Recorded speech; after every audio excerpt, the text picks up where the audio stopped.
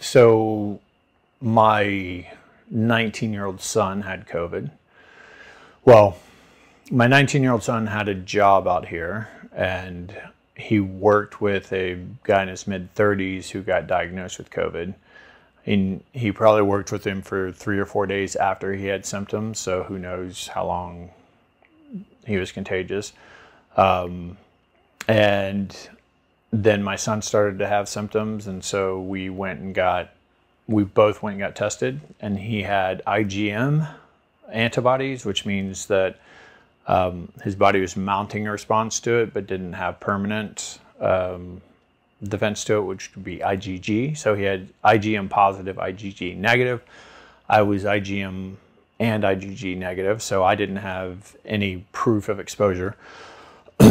And they did a PCR, which is the nasal swab, and that takes 3 to 4 days. And so, I mean, I live in a small, 100-year-old bungalow, so we were sharing the house together. And I said, well, I'm obviously about to get it because the place is so small and spending so much time with him. And he was quarantined here. Obviously, his job didn't want him to go there if he had it. And then it came back PCR negative for him and PCR negative for me, which was kind of confusing. And I had this postulate. I'm like, well, maybe your immune system was so good that you never got a high enough viral load to be able to be tested with PCR.